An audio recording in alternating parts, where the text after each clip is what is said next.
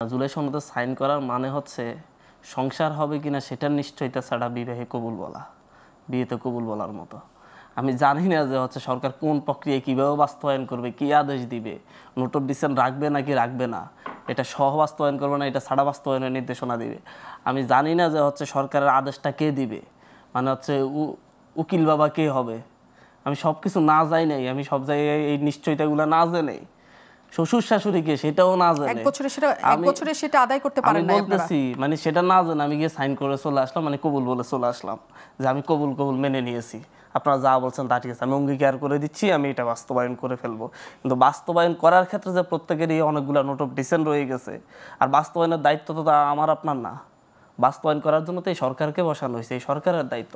সরকার গণভোটের মধ্য দিয়ে এটা বাস্তবায়নের নিশ্চয়তা দিয়ে যাবে যে হ্যাঁ পরে সরকার যে আসবে সে বাস্তবায়ন করতে যাবে। জুলাইয়ের সরকার তো আমরা ইয়াকে বিএনপি আসলে বিএনপিকে বলবো না, কিংবা জামাত আসলে জামাতকে বলবো না, বা এনসিপি সরকার গঠন করলে এনসিপিকেও আপনি বলবেন না যে জুলাইয়ের সরকার।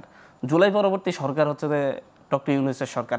জুলাই কাকে দায়িত্ব দিয়েছে? ডক্টর ইউনূসকে দায়িত্ব দিয়েছে। উনি এই দায়িত্বটাকে পালন করবেন কিনা, এটা ঠিকমতো বাস্তবায়ন করবেন কিনা সেই নিশ্চিত ছাড়া আমরা সবাই সাইন করা মানে জুলাইকে আসলে অস্বীকার করা। আমরা জুলাইকে বাঁচিয়ে রাখার জন্য আমরা সাইন করিনি, আমরা সাবসিস্টি করে রাখছি।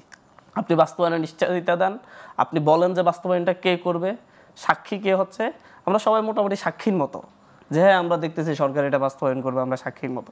কিন্তু হচ্ছে কে বলবে, কে শ্বশুর শাশুড়ি কে হবে, সংসার হবে কিনা সেই নিশ্চয়তা আমরা চাই, যে হচ্ছে এটা বাস্তবায়ন হচ্ছে নিশ্চিত, সরকার বাস্তবায়ন করতেছে, তারপর আমরা সাইন করবো। আমরা তো বলছি না যে সাইন করবো। মুজিবুর রহমান মঞ্জু, এই জায়গাতে আমার কাছে মনে হয় যে হচ্ছে এটা মূলত হচ্ছে ক্ষমতার রাজনীতির দিকে চলে গেছে জুলাইয়ের রাজনীতিটা রেখে।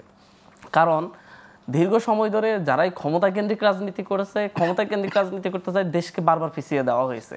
আরেক ধাপে ক্ষমতা কেন্দ্রিক রাজনীতি করতে গিয়ে আরেক ধাপে দেশকে এবং জুলাইকে বিক্রি করে দেওয়া হচ্ছে।